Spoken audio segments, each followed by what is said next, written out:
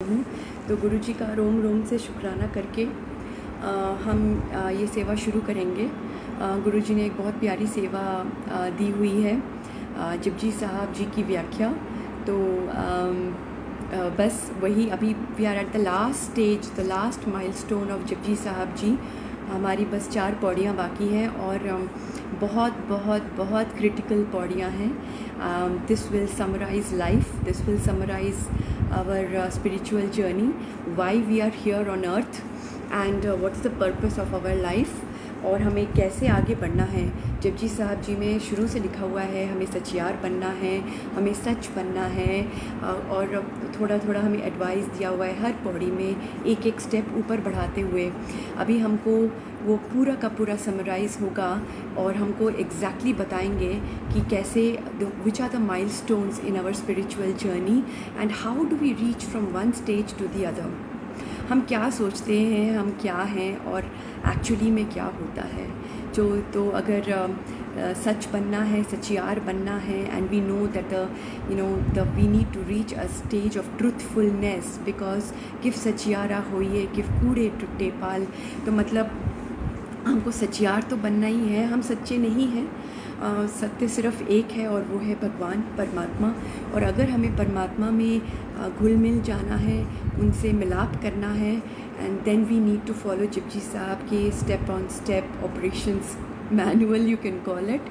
And now starts the step by step journey of what are the spiritual stages, which will also give us a glimpse of where we stand currently. हम सबकी journeys अलग अलग हैं, तो हमें पता चल जाएगा कि हम कहाँ पे हैं और हमारे ऊपर और कितनी रिस्पॉन्सिबिलिटी है, हमें कहाँ पहुँचना है और कितनी मेहनत हमें और करनी है। तो this will be very clear for all of us, people like me who are always confused कि हमें नहीं पता कि हम स्पिरिचुअल जर्नी में कहाँ ठहरे हैं।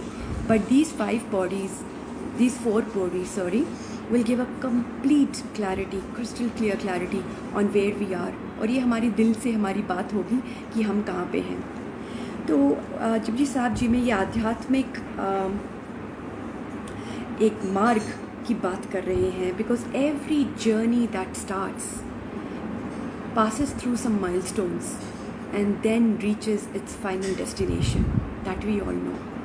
So this is also a spiritual journey, and this journey should also pass through some milestones. इसके पड़ाव आएंगे, इस जर्नी के, इस यात्रा के पड़ाव आएंगे, और पड़ावों के बाद आएगा एक फाइनल, हमारा एक मंजिल, एक डेस्टिनेशन जहाँ हमें पहुँचना है। तो ये जो 5 पड़ाव हैं, गुरु नानक देव जी कहते हैं कि 5वां जो पड़ाव है वो है सचखंड, जहाँ हम सच्चाई से मिल जाते हैं, परमात्मा से एक हो जाते हैं। तो अगर 5वां पड़ाव नहीं, दैट इज़ मंजिल, डेस्टिनेशन, अगर सचखंड है तो बाकी के 4 स्टेजेस क्या हैं? फर्स्ट स्टेज धर्मखंड, सेकेंड स्टेज ज्ञान खंड, थर्ड स्टेज सरम खंड एंड फोर्थ स्टेज कर्म खंड। इन चारों स्टेजेस से पास होकर ही हम सचखंड पहुंच सकते हैं। ऐसा और कोई डायरेक्ट रूट नहीं है। और ये बहुत ही ब्यूटीफुल जर्नी है, जहाँ पे हम कौन सी अवस्था में हैं वो हमें इस बॉडी के बाद क्लियर हो ही जाएगा। तो गुरु नानक देव जी एक आध्यात्मिक मंडल के बारे बात कर रहे हैं और उसके 5 पड़ावों के बारे बात कर रहे हैं, समझा रहे हैं हम सबको, जो 5 पड़ाव मैंने अभी आपको बताए। तो 4 अवस्था पड़ाव हैं और 5वीं अवस्था मंजिल है, जैसे कि बताया, और मंजिल है सचखंड। कैसे पता कि मंजिल सचखंड है? क्योंकि गुरबानी में लिखा हुआ है कि सचखंड वसे निरंकार, सचखंड वसे निरंकार। तो निरंकार से पहुंचने के लिए हमें सचखंड तक जर्नी तो करनी पड़ेगी, और वो जर्नी हमारे तन की नहीं, हमारी फिज़िकल जर्नी नहीं है, वो जर्नी है हमारे मन की, हमारे सोल की। वो अंदर ही अंदर वो जर्नी हम लोग तय करेंगे, जबकि हम फिज़िकली एक ही जगह पे रहेंगे, अपने सांसारिक जीवन जिएंगे, अपने घर के अंदर रहेंगे, हमें और कहीं जाने की ज़रूरत नहीं है। ऐसी कोई फ़िज़िकल जर्नी की बात नहीं हो रही है यहाँ पे।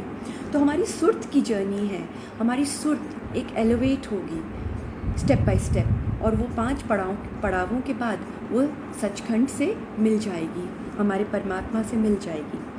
तो हमारे ध्यान की जर्नी, हमारे मन की जर्नी, हमारे सोल की जर्नी है वो। और इसलिए धर्म की साधना एक हमारे सुर्त की साधना है। इट इज़ नॉट अ साधना for our physical body, physical realm में ये जर्नी नहीं हो सकती। तो ये है हमारे मन के milestones which we are talking about. It is important that we move from one stage to the other. अच्छा, ये माइलस्टोन्स क्या हैं? जब हम अपनी जर्नी करते हैं, हम कोई भी रास्ता तय करते हैं, तो जो भी माइलस्टोन पास करते हैं, इट इज़ वेरी इंपॉर्टेंट कि हम एक माइलस्टोन से दूसरे पड़ाव तक, दूसरे माइलस्टोन तक पहुँचें, क्योंकि अगर हम नहीं पहुँचते तो हमारी जर्नी कंप्लीट हो ही नहीं सकती। हम वहीं पे घूमते रह जाएंगे, उसी जर्नी, उसी माइलस्टोन पे। So it is very important that we leave one milestone and elevate ourselves enough to move to the next and then the next and then the last one, Sachkhand. तो ठीक उसी तरह जैसे एक फल एक फूल से निकलता है, लेकिन फूल मुरझा जाता है, फूल की उस समय कोई इम्पोर्टेंस नहीं रहती जब उससे एक फल निकल चुका होता है। तो जिस फूल से फल नहीं निकलता, उस फूल का बहुत ज़्यादा फ़ायदा नहीं होता। तो जहाँ पे एक फल निकलता है, एक एक स्टेज का एक फ्रूट निकलना चाहिए और फूल का अंत होना चाहिए। So if we stay in the state of a flower, if हम एक ही माइलस्टोन पे रहते हैं, दैट जर्नी इज़ हम कह सकते हैं कि वो फेल्ड जर्नी है, वो जर्नी सक्सेसफुल नहीं है। उसने हमको, हमारी ज़िंदगी ने हमको फेल कर दिया। तो मनुष्य की ने यात्रा शुरू करनी है कहाँ से? धर्मखंड से। और जिसने यात्रा शुरू कर ली वह धर्मखंडी है। लेकिन हम आम इंसान कैसे समझेंगे कि कोई धर्मखंडी है? हम धर्मखंडी हैं अभी तक या फर्स्ट स्टेज में ही नहीं है, हमें कैसा पता चलेगा? उसकी क्या पहचान है? सबसे पहले तो क्या पहचान नहीं है वो क्लियर कर देती हूँ। वो ये है कि क्योंकि ये तन की जर्नी नहीं है, क्योंकि ये बॉडी और फिज़िकल रेल्म की जर्नी नहीं है, तो ये कॉस्ट्यूम की जर्नी नहीं है। क्योंकि मैंने ये कॉस्ट्यूम पहन लिया या वो सुरंग का कॉस्ट्यूम पहन लिया तो मैं अभी एक साधु कहलाती हूँ या मैं कुछ कहलाती हूँ। नहीं, that is a costume, that is कैसे बोलेंगे उसको, that is a dress that can never help us in reaching where we need to go with our consciousness, with our mind, with our soul। जो हमारा मन है उससे जो journey हमको तय करनी है, उससे हमने क्या पहना है, हमारा फिज़िकल हम कैसे हैं, हम कैसे कॉस्ट्यूम धारते हैं, उससे कुछ लेना देना नहीं है। तो क्योंकि धार्मिक दिखने से हम धार्मिक नहीं बन सकते, हमको धार्मिक बनना पड़ेगा और वो एक कड़ी मेहनत का काम है, वो एक साधना है हमारे मन की। तो just by wearing a costume, so firstly we can not claim that we are धार्मिक। और धार्मिक होना एक बहुत बड़ी साधना है, मेहनत का काम है। क्योंकि गुरबानी में ये लिखा है, जिनने नाम ते आया गए मशक्क़त घाल। मशक्क़त मतलब मेहनत करके, जिन्होंने नाम पे ध्यान दिया, जिन्होंने भगवान को प्रायोरिटी दी अपनी लाइफ में, उन्होंने मेहनत करी, उन्होंने मेडिटेशन किया, उन्होंने नाम जपा और एक अच्छी ज़िंदगी जी, वो एक मेहनत करके गए and then they are radiant in God's court. So this is the basic premise. तो एक बहुत बड़ी मशक्क़त है, एक बहुत बड़ी क्या बोलते हैं उसको, इट्स अ हार्ड वर्क। तो जब मन धार्मिक बनता है, हम तब धार्मिक बनते हैं। तो हमारे जो तन का श्रृंगार करके या कोई कॉस्ट्यूम पहन के हम धार्मिक नहीं बन सकते। तो कोई धर्मखंडी है फिर कैसे पहचाना जाए? ये एक एक लाइन, एक एक पंक्ति में पता चल जाएगा, लेकिन in short, in just to give an introduction, एक धर्मखंडी, माफ़ करना, एक धर्मखंडी अपने जीवन को धर्म देता है। Now what is dharma? Dharma is not religion. Remember, religion is man-made. So religion has actually, when we rise above religion, religion has nothing to do with God. It is a route. ये हमको एक रास्ता दिखाता है, ये हमको एक advice देता है, ये हमारा एक गुरु है जो हमको आगे बढ़ाता है. But when we rise to a state of Sachkhand, वहाँ पे कोई रिलीजन नहीं होता, कोई हिंदू मुस्लिम सिख ईसाई धर्म नहीं होते वहाँ पे. लेकिन उसका मतलब ये नहीं कि रिलीजन से हमें रास्ता नहीं मिलता, हमें रास्ता तो मिलता है सचखंड तक पहुँचने का. तो एक धर्मखंडी अपने जीवन को धर्म देता है. सो देन व्हाट इज़ धर्म? धर्म इज़ राइटियसनेस, धर्म इज़ मर्यादा. नाउ व्हाट इज़ मर्यादा? अपनी ज़िंदगी को एक लिमिट के अंदर जीना, अपनी ज़िंदगी को प्रिंसिपल बेस्ड जीना इज़ मर्यादा. एंड मर्यादा means accepting God's will, you know, always having a high, high क्या बोलते हैं उसको, एक तृष्णा, एक कामना to achieve something, to go beyond our limits, to become super ambitious, cutthroat ambitious. So वो हमें लिमिट्स में रहने नहीं देगा. सो लिमिट्स में रहना, फॉर एग्ज़ाम्पल एक नदी है, वो अपने दोनों बैंक्स के, दोनों जो तट हैं उसके लिमिट्स के अंदर ही रहती है और वही ठीक रहता है. जैसे ही नदी अपने लिमिट्स को क्रॉस करती है, अपनी मर्यादाओं को क्रॉस करती है, it floods and it causes death, it causes destruction. So it causes negativity, it causes ill health, it causes disease, it causes everything havoc which is negative, which is considered negative. तो similarly हमारी ज़िंदगी जब मर्यादा में चलती है तो वही धर्म है. अब मर्यादा is not very clear with this because this was just an introduction. It will become very clear with each and every line कि मर्यादा में रहना कैसे, किससे कहते हैं और कैसे रहा जा सकता है. तो एक विधि का विधान है, हर चीज़ एक विधान से चल रही है. तो वो विधि का जो विधान है वो उसको कैसे समझें हम?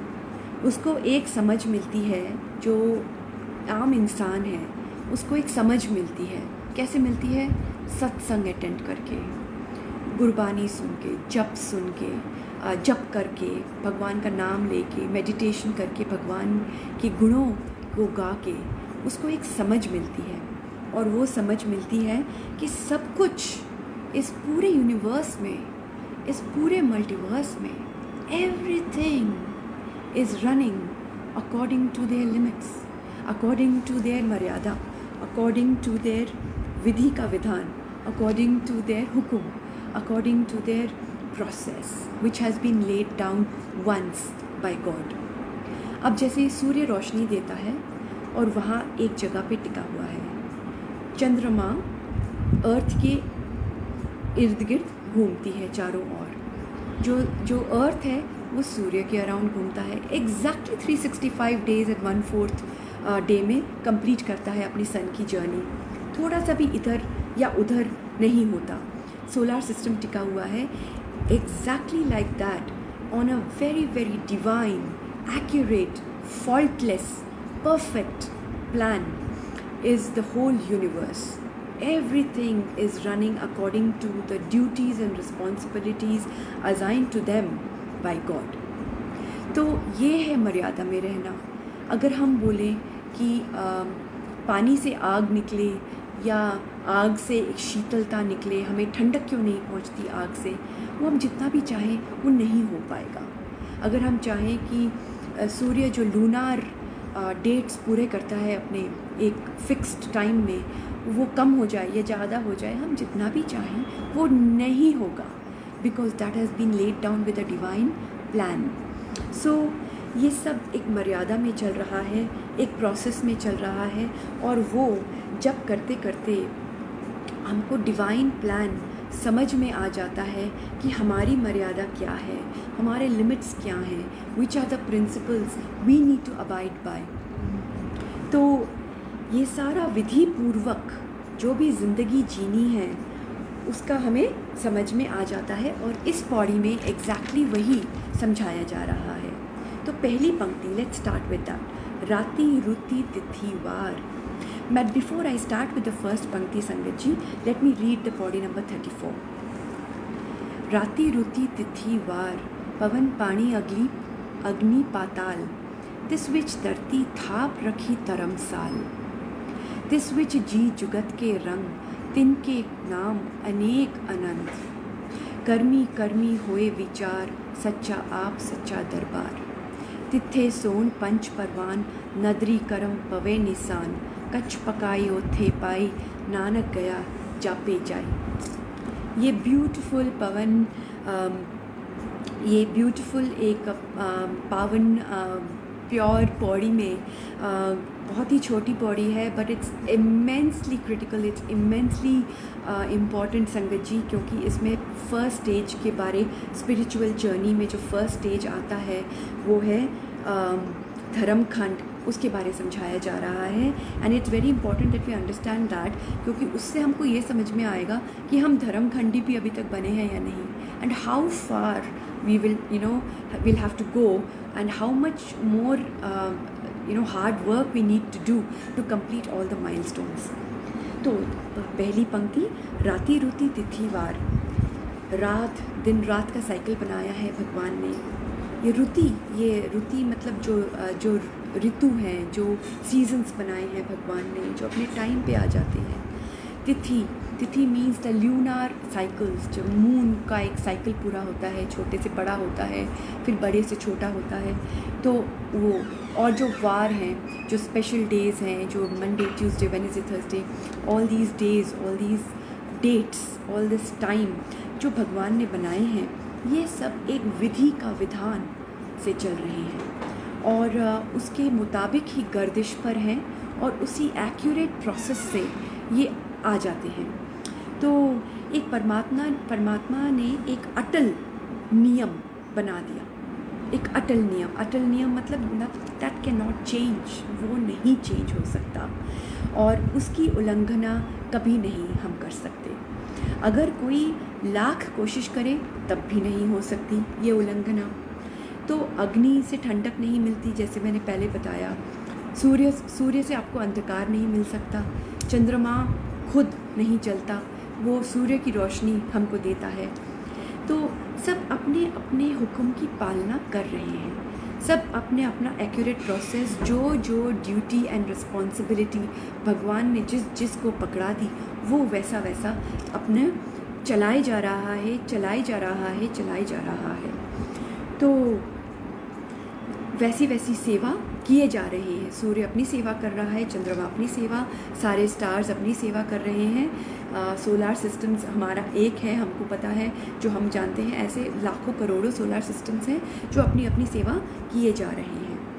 तो जब एक धर्मखंडी इन ग्रह नक्षत्रों को देखता है तो उसको ये समझ में आती है कि बहुत महान एक रूल है, बहुत महान एक हुक्म है जो ये चलाए जा रहा है, जिस पे सब टिका हुआ है।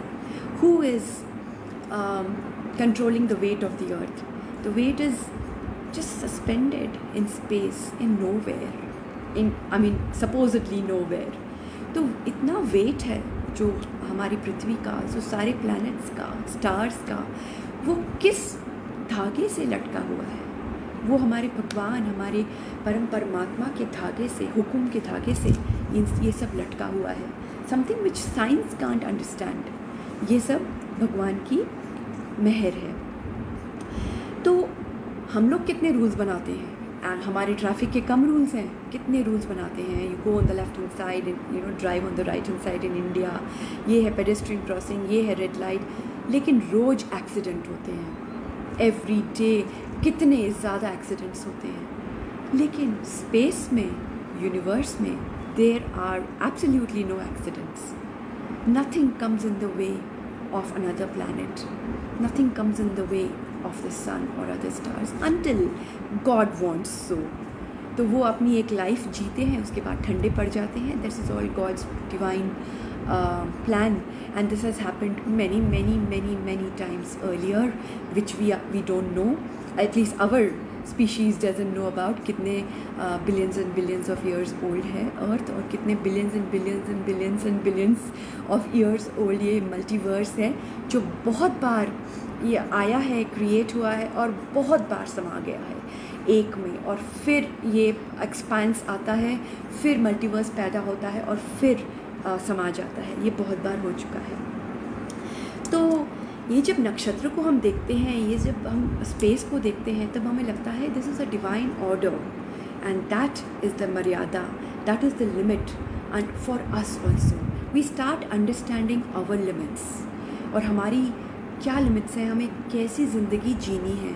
बट ये तभी हो सकता है जब मैं अनजान हूँ राइट नाउ, मुझे नहीं पता, लेकिन गुरबानी में लिखा है कि बहुत जप करने से, भगवान की सिफत सलाह करने से, भगवान के गुण गाने से, गुरबानी सुनने से, कोई भी रिलीजन में जो भी भगवान का नाम लिया जाता है वो सुनने से, वो जपने से, ये जो समझ है फर्स्ट स्टेज की हमें आती है। ओनली फर्स्ट स्टेज की समझ आती है संगत जी। अभी सेकेंड स्टेज पे तो हम अगली पौड़ी पे पहुँचेंगे। तो इसलिए first step towards being a dharamkhandi is to understand that everything has a rule, everything is principle based and a limit is there for everything that has been created by God. तो राति रुति तिथि वार, सेकेंड लाइन, पवन पानी अग्नि पाताल। पवन है, पानी है, अग्नि है, पाताल है, ये तो शायद हमें अभी भी पता है, लेकिन उनका ट्रू नेचर हमें समझ में आ जाता है। हमें थोड़ा सा उनके बारे ज़्यादा समझ में आ जाता है कि भगवान ने राति रुति तिथि वार ये सब बनाया, क्रिएट किया, द टाइम स्कोप भगवान ने क्रिएट किया, उसके अंदर भगवान ने 5 एलिमेंट्स डाले, और 5 एलिमेंट्स के बीच में थर्ड पंक्ति है, तिस विच धरती थाप रखी धर्मसाल। उसके बीच में भगवान ने एक धरती क्रिएट कर दी हम सबके जीने के लिए, और धरती स्थापित करी रखी धर्मसाल। धर्मसाल मतलब धरती का पर्पस क्या है? वाई डिड गॉड क्रिएट अर्थ?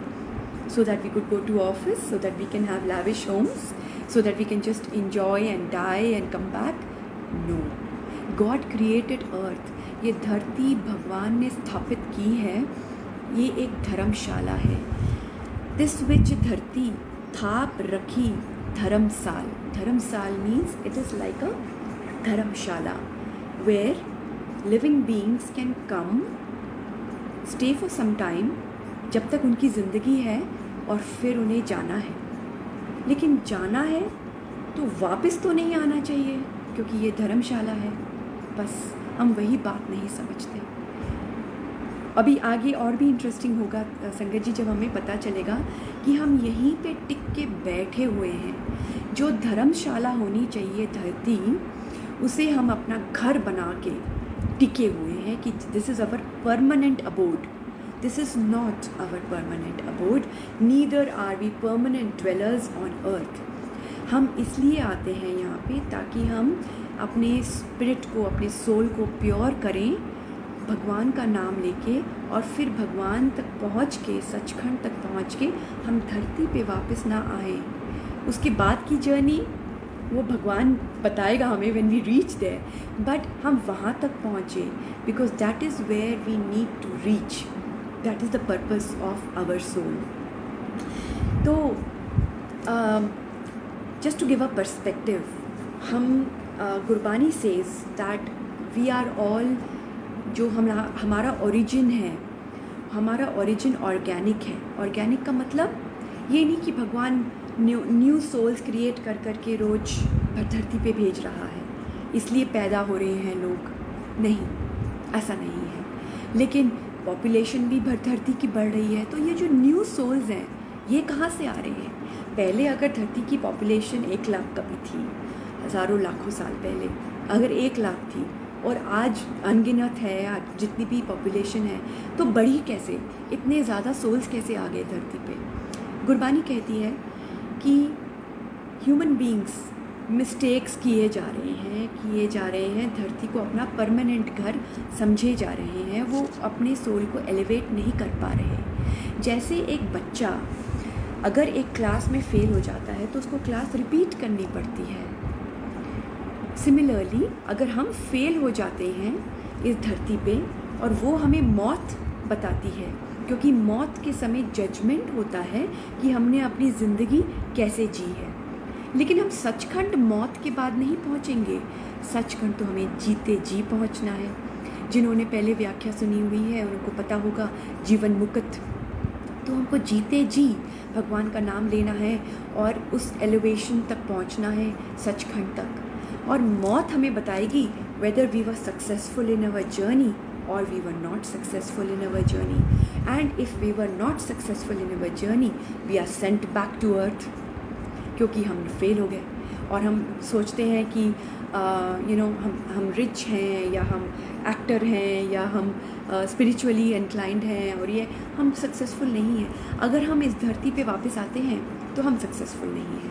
बात सिंपल है, हम फेल हो चुके हैं पिछले जन्म में और पिछले जन्मों में, इसलिए हम धरती पे वापस भेजे जाते हैं। और जो ऑर्गेनिक ग्रोथ है, ऑर्गेनिक ग्रोथ मतलब हमारा जो ओरिजिन है, जो 84 लाख योनियाँ हैं, they have started with the state of पत्थर and then they have evolved slowly into bacteria, into virus, into मुझे नहीं पता, वो सारे स्टेजेस में इवॉल्व करके गऊ की स्टेज आती है, गऊ से बुल, मुझे नहीं पता ठीक से, और फिर ह्यूमन बींग्स बनते हैं। तो इन द मीन टाइम जो ऑर्गेनिक जिनकी इवॉल्वमेंट हो रही है, जो पशु हैं आज के दिन पे, प्लांट्स हैं, पशु हैं, वो आगे आगे आगे आगे बढ़े जा रहे हैं अपनी योनियाँ पूरी करके, तो वो ह्यूमन बींग्स बने जा रहे हैं। तो जब एक क्लास में बच्चे फेल हुए जा रहे हैं और पीछे रह रहे हैं, आगे की क्लास में नहीं जा रहे, और न्यू एडमिशन्स हुए जा रहे हैं, तो क्लास की आप जनसंख्या सोचिए कितनी पहुंच जाएगी। अगर 40 बच्चों की क्लास है और वहीं पे 400 बच्चा अगर है, तो सोचिए हम लोग कितनी बुरी तरह फेल हो रहे हैं। तो the process of life, the process of evolvement of souls is continuing. तो वो लोग पहुँचे जा रहे हैं ह्यूमन बींग्स की कैटेगरी में, और ह्यूमन बींग्स फेल हुए जा रहे हैं। जिनको आगे बढ़ना है वो आगे बढ़ नहीं रहे, वो वापस अपने क्लास में रिपीट किए जा रहे हैं। तो इसीलिए हमारी जनसंख्या भी बढ़ रही है। तो ये हमको क्लियर हो जाता है संगत जी कि हम क्या सोचते हैं और असलियत क्या है। हमें आगे बढ़ना है, we have to evolve. Why do we need to evolve? Because अब जैसे एक पानी है, वो ओशन से इवेपोरेट होता है ना, इवेपोरेट होके क्लाउड्स बनता है, फिर क्लाउड्स ट्रैवल करते हैं और वही पानी सर्कुलेट होके धरती पे गिरता है, उससे हमारे फील्ड्स को पानी मिलता है, हमारे एग्रीकल्चर बढ़ता है, हमें खाने के लिए मिलता है, फिर वही पानी ग्राउंड वाटर बनता है, फिर ग्राउंड वाटर जाके ओशन तक पहुंचता है, फिर वही इवेपोरेट होता है। तो ये एक साइकिल कंप्लीट करना होता है हर चीज़ को। सिमिलरली ह्यूमन बींग्स को भी अपना साइकिल कंप्लीट करना होता है। अगर एक नदी सागर तक ना पहुँचे, और तो अगर वो सागर तक ना पहुँच के अपनी मंजिल तक ना पहुँचे, सागर में ना घुल मिल जाए, this earth will become a havoc, it will become chaotic, because वो वैसा भगवान ने नहीं बनाया नदी को। वो जगह जगह पे हर पत्थर के पास एक छोटा सा पॉन्ड, छोटा सा लेक बन के रह जाएगी, और इट विल बिकम अनकंट्रोलेबल। ये situation, this is not what a river is suppose to do. Similarly हमारी जो रिवर है लाइफ की, it is suppose to go and meet with God, with परमात्मा, विद सचखंड। तो जब तक हम अपने आप को एलिवेट नहीं करने की कोशिश करेंगे, हम कैसे सचियार बनेंगे? हम वहीं जाके अपनी दुकानों में, अपने जॉब में, अपने रोज़मर्रा की ज़िंदगी में चीटिंग करेंगे, बेईमानी करेंगे, गलत काम करेंगे, गलत सोचेंगे और एक्सपेक्ट करेंगे कि हमारी एलिवेशन हो जाए। इम्पॉसिबल है, वो तो होगा नहीं।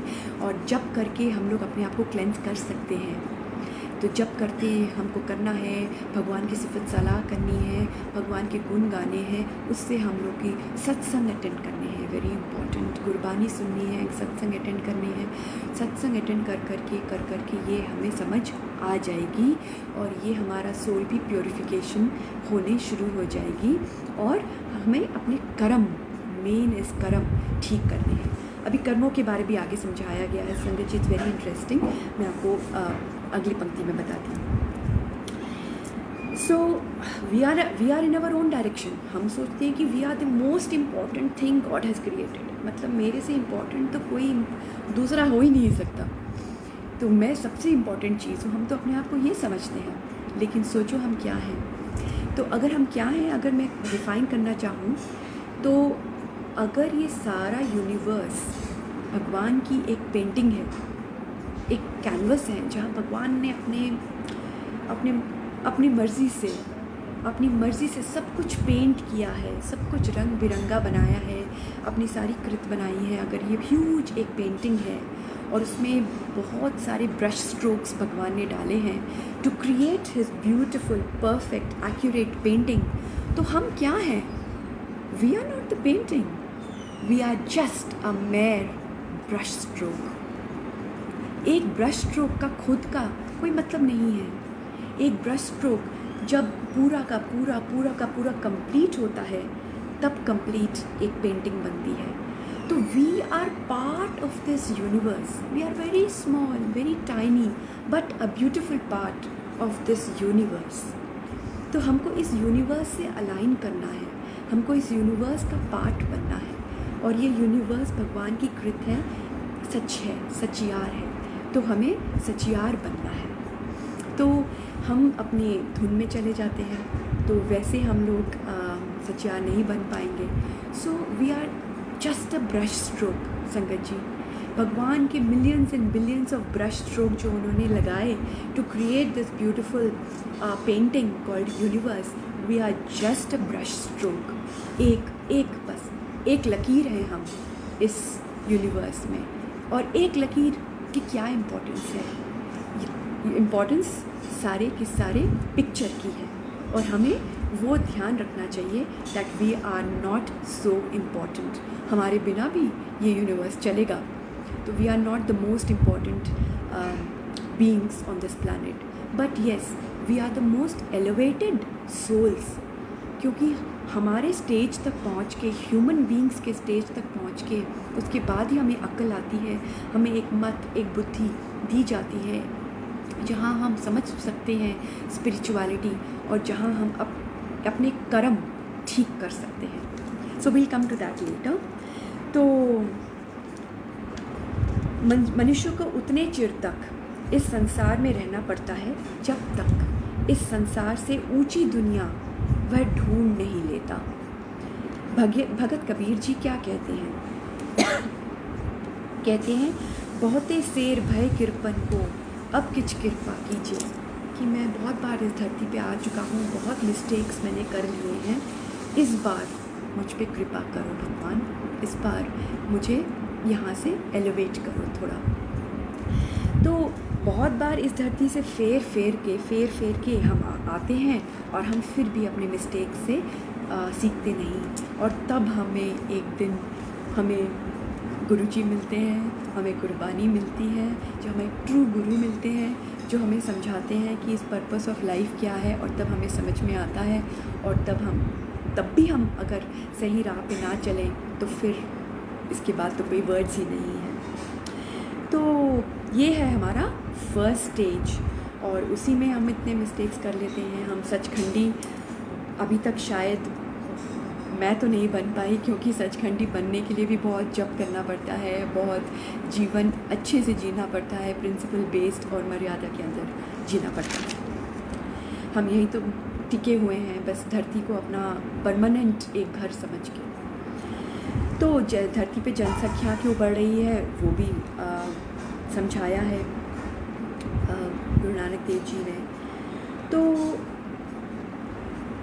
मनुष्य मर मर के फिर मनुष्य बनता है, और आगे नहीं जा रहा, आगे जा नहीं पा रहा, मुक्ति नहीं हो रही, हमारी मुक्ति नहीं हो पा रही, क्योंकि हम आगे अपने आप को बढ़ा नहीं पा रहे।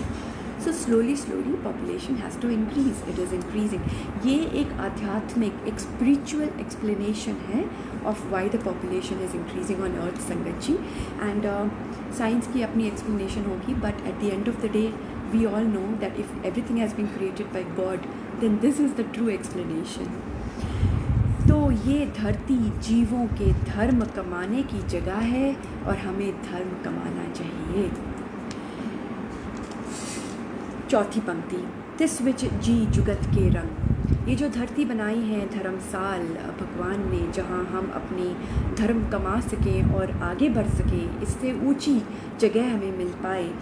तो उस धरती में जी जुगत के रंग, इतने सारे जी, इतने सारे लिविंग बींग्स जिनकी हमारे कोई गिनती अभी तक नहीं है, और अलग अलग जुगती से वो लोग जी रहे हैं. फॉर एग्ज़ाम्पल एक स्नेक जो है उसके पैर नहीं है, वो क्रॉल करता है ज़मीन पे. हम 2 टांगों पे चलते हैं. जो 4 टांगों पे चलते हैं वो अपने जीभ से पानी पीते हैं लिक कर करके. तो ये सारा सबकी अपनी अपनी जुगत है. शेर मर जाएगा लेकिन घास नहीं खाएगा, गऊ मर जाएगी लेकिन मांस नहीं खाएगी. तो ये सारी सबकी सोचिए, मिलियंस या पता नहीं कितने अरबों खरबों जितने भी लिविंग बीइंग्स हैं, उनकी अपनी अपनी जुगत है, उनके अपने अपने प्रोसेस हैं, उनके अपनी अपनी हुक्म है, जिनके हिसाब से वो जिए जा रहे हैं. Human beings have come to this earth for 2 reasons. एक तो भोगने के लिए, हमें भोगना पड़ता है, जो we go through some sufferings. लेकिन mainly human beings come to the earth अपने कर्म कमाने के लिए, अच्छे कर्म. उनको एक अपॉर्चुनिटी दी जाती है हर जन्म के साथ कि वो अच्छे कर्म करें उस जन्म में, और पिछले जन्मों का जो भोगना है वो भी थोड़ा बहुत भोगते ही हैं. लेकिन पशु की जो योनि होती है उसमें वो कर्म योनि नहीं होती, वो कुछ कर्म नहीं कर पाते. They can not choose right from wrong, या they are not that liberated. तो वो एक भोगने वाली योनि है. सिर्फ उनको वही भोगना पड़ता है जहाँ उनको बिठा दिया जाता है. तो अगर एक धूप वाली जगह में एक शेर को पैदा किया जाता है तो उसको वैसे ही रहना पड़ता है, उसको वही धूप रोज़ भोगना पड़ता है, उसको वही ज़िंदगी भोगनी पड़ती है. तो मनुष्य अपनी जीवन जुगती कुछ हद तक खुद तलाश कर सकता है. आज मैं क्या पहनूं, आज मैं कुछ भी क्या खाऊं, आज मैं क्या बनाऊं, आज मैं कहाँ जाऊं, ये सब खुद थोड़े लिमिटेड अपनी जुगती खुद तलाश कर सकता है. अपने कर्म भी खुद इसको तय करने पड़ते हैं. अभी अपना हमारा जो रिएक्शन रहता है, क्रोधित होना है या एक कूल रिएक्शन देना है, इग्नोर करना है, क्या करना है, वी कैन सिलेक्ट दैट. हम अपना कर्म खुद सिलेक्ट कर सकते हैं. तो इसीलिए मनुष्य योनि एक कर्म योनि कही जाती है. तो गुरु नानक देव जी कह रहे हैं कि इस धरती पर अनेकों किस्म के लिविंग ऑर्गेनिजम्स हैं, जी हैं, और उनके अलग अलग जीवन जुगती है. 5वीं पंक्ति, तिनके नाम अनेक अनंत, बहुत नाम है उनके, अनेक अनंत, अनेक किस्म के योनियाँ हैं और अनेक किस्म के पशु पक्षी हैं. कर्मी होए विचार. This is extremely important to understand our self. पंक्ति नंबर 6, कि प्रभु के दर पर जो विचार होते हैं वो किसका विचार होता है. विचार मतलब क्या जजमेंट्स पास होते हैं. वो विचार होते हैं हमारे कर्मों की. हम जितना मर्जी भोग लें, हम जितना मर्जी सफरिंग कर लें, उनके विचार नहीं होते प्रभु के दर पर. प्रभु के दर पे हमारे एक्शंस, हमारे जो कर्म होते हैं, उनकी जजमेंट्स होती हैं कि इसने किस टाइप के कर्म किए. So the judgement happens with मौत के समय जजमेंट होता है. और लेकिन जीवन को सफल बनाना हमें जीते जी करना है, और मौत के समय हमें सिर्फ जजमेंट होता है whether we did make it successful और नॉट. कोई ये ना समझे कि मौत के बाद हम अपनी ज़िंदगी सफल करेंगे, मौत के बाद हम सचखंड पहुँचेंगे, मौत के बाद हमें मुक्ति मिल जाएगी, जबकि हम ज़िंदगी ऐसे जी रहे हैं. इम्पॉसिबल. जो जीते जी अपनी ज़िंदगी को प्योर नहीं कर पाया, सच्चियार नहीं बन पाया, मौत के बाद नहीं बन सकता। मौत के बाद एक मिरेकल सचखंड मिल जाएगा, ऐसा नहीं होता। This is according to Gurbani. तो प्रभु के दर पे जो विचार होता है वो होता है कर्म का। ध्यान से सुने संगत जी कि इसने कर्म क्या किए हैं। मनुष्य कर्म योनि है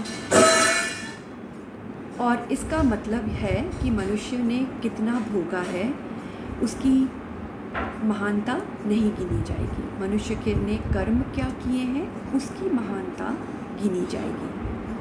तो हमको कैसे पता चलेगा कौन सा कर्म अच्छा है कौन सा नहीं? तो ये भी मनुष्य को गाइडेंस तो एक गुरु ही देगा ना, कि अभी इतना भी बता दो कि हमें कैसा पता चले कि हमने जो किया वो कर्म अच्छा है या बुरा है। तो कर्म वही शुभ है जिससे दूसरों की ज़िंदगी की तामीर हो, एलिवेशन हो, सपोर्ट मिले, हेल्प मिले और हमारे सोल की भी एलिवेशन हो। मतलब हम दूसरों की ज़िंदगी भी ऊंची उठाएं, उनकी ज़िंदगी में कोई विघ्न ना डालें, उनकी ज़िंदगियों में कोई नुकसान ना पहुंचाएं। हमारे कर्म ऐसा हो कि हमारे कर्म का जो रिज़ल्ट है, जो फ्रूट है, उससे किसी और का नुकसान बिल्कुल ना हो, उससे किसी और का दिल ना दुखे, देन इट इज़ शुभ कर्म। बल्कि हमारे मन में उल्लास हो, खुशी हो, सेटिस्फैक्शन हो, शांति मिले और दूसरों को भी खुशी मिले कि we have come in contact with them, हमने कुछ ऐसे कर्म किए। वो कर्म अशुभ हैं जिसके करने से डायरेक्टली या इनडायरेक्टली या इवन थॉट प्रोसेस से हम दूसरों को नुकसान पहुंचाते हैं, दूसरों को हानि पहुंचाते हैं या दूसरों को हानि पहुंचाने की सोचते हैं।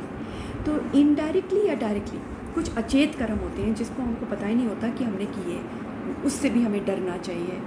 तो हमें we have to be very conscious कि हम क्या कर रहे हैं और हमें उसका सोच समझ के हमें अपने एक्शंस करने चाहिए कि हम किसी को ठेस ना पहुंचाएं, किसी को हम नीचे ना गिराएं, किसी का रिलीजन नीचे ना गिराएं, किसी को हम नुकसान ना पहुंचाएं financially, morally, emotionally, mentally, physically. कोई नुकसान किसी भी तरह का नहीं होना चाहिए। तो तब ये होते हैं शुभ और अशुभ कर्म। साउंड सिंपल, लेकिन हम ये भी नहीं कर पाते और बार बार इस धरती पे आते हैं तो फेल हो जाते हैं। हम इसी को तो कलयुग कह रहे हैं और इसीलिए हमें गुरुजी मिले हैं ताकि गुरुजी हमें ये समझाएं, हम थोड़ा सुधरें और अपनी ज़िंदगी को थोड़ा सा एक सक्सेसफुल लाइफ बना पाएँ। तो ये जो कर्मों का विचार है, इन कर्मों का जो एक डिस्कशन है या एक जजमेंट जो पास किया जाता है, ये हमारे मौत पे पास किया जाता है और तब हमें पता चलता है whether we have reached a stage where we don't need to repeat our life on earth. 7वीं पंक्ति, सच्चा आप, सच्चा दरबार। This is very important because हम सोचते हैं कि अगर हम यहाँ पे किसी कोर्ट केस में फंस जाते हैं तो हमें डर लगता है, पता नहीं ये जो जज है इसने पैसा तो नहीं खाया, ये जजमेंट ठीक देगा कि नहीं, इसकी समझ बूझ पे होता है, इसकी नॉलेज पे होता है, समझ बूझ पे होता है। लेकिन वो सच्चा दरबार है, वहाँ पे कोई समझ बूझ हमारी या किसी की काम नहीं करती। वहाँ सच का ही वहाँ पे जजमेंट पास किया जाता है। That is the absolute truth.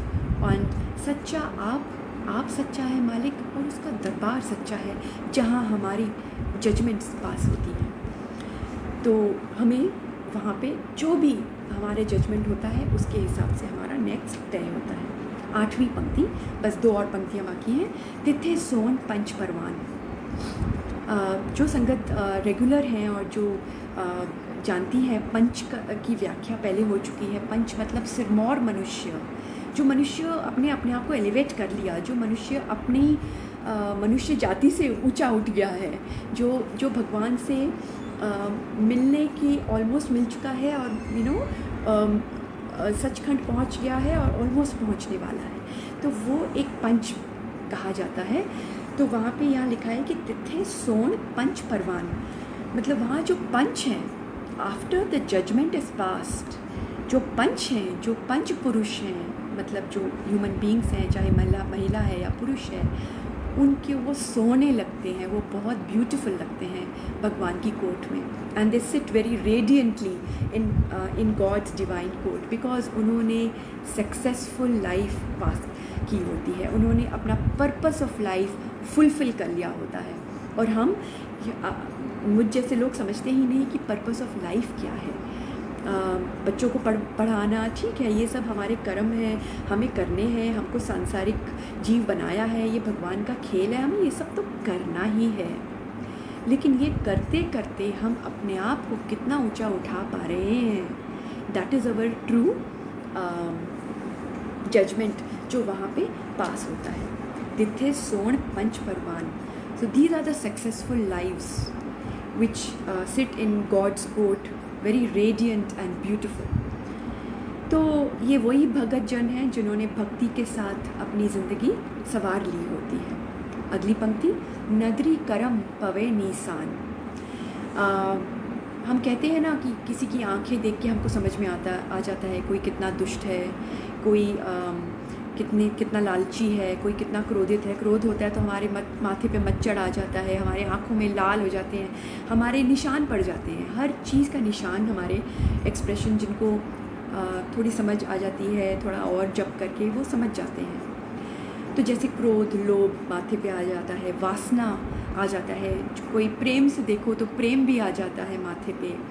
वैसे ही जो पास हो गए होते हैं अपनी भक्ति में, जो अपनी ज़िंदगी सक्सेसफुल करते हैं या ऑलमोस्ट सक्सेसफुल करते हैं, उनके यहाँ पे एक भक्ति का निशान भगवान डाल देता है और वही भक्ति करते हैं अगले जन्म में.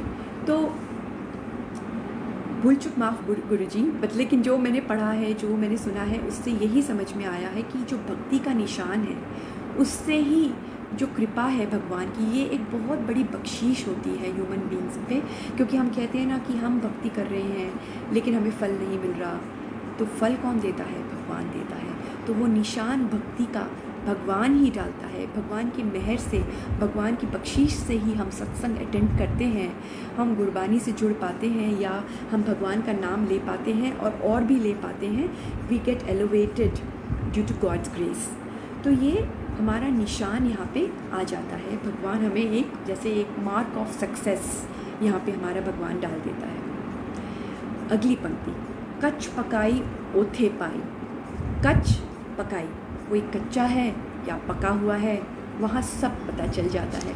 हम एक दूसरे को जज करते रहते हैं ना कि ये बहुत स्पिरिचुअल है, इसको बहुत नॉलेज है, ये बहुत भक्ति करता है. उसका कोई लाभ नहीं, क्योंकि हमें कुछ नहीं पता ह्यूमन बींग्स के बारे. हमारी जजमेंट हमें करनी ही नहीं चाहिए, क्योंकि वहाँ पे असली जजमेंट होती है.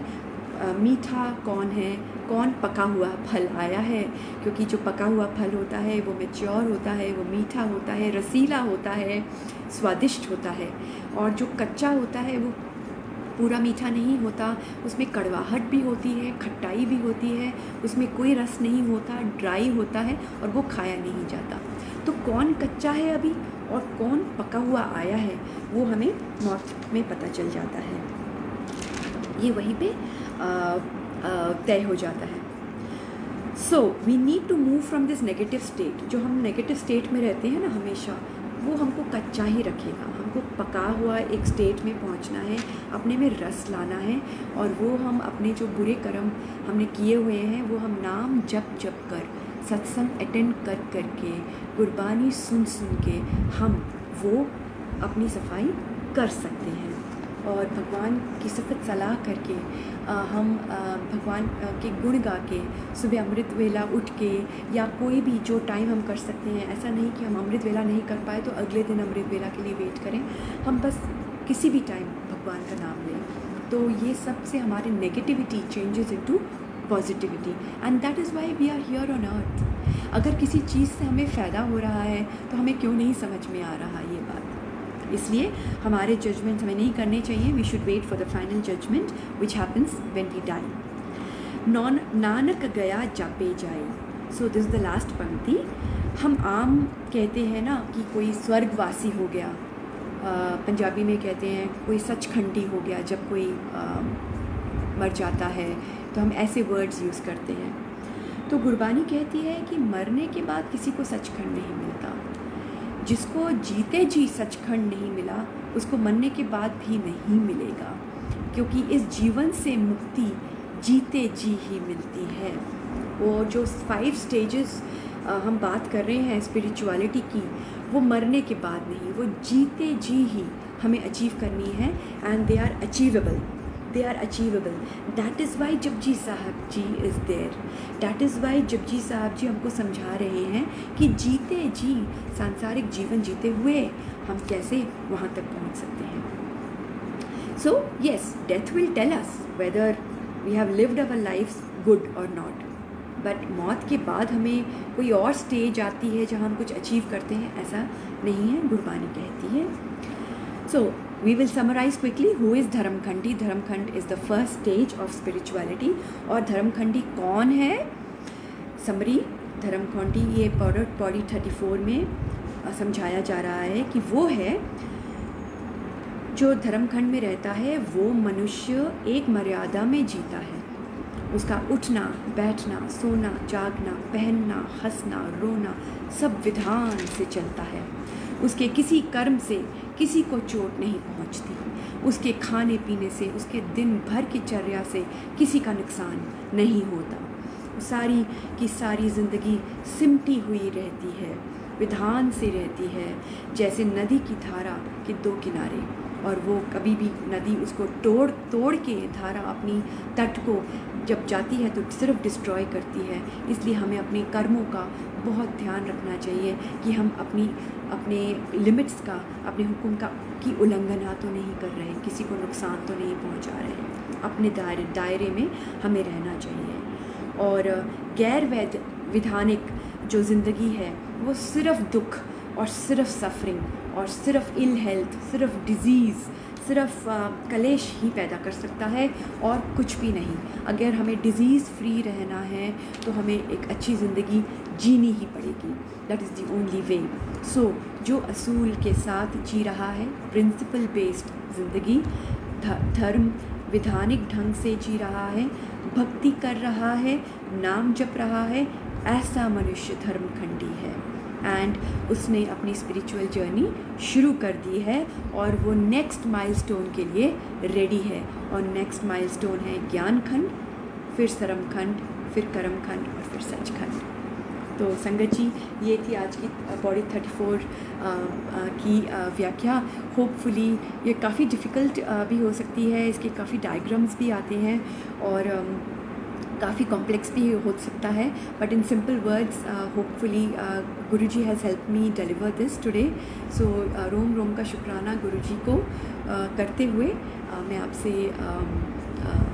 अलविदा लेती हूँ और अगले हफ्ते होपफुली मैं आपसे फिर से मिलूँगी। जय गुरु।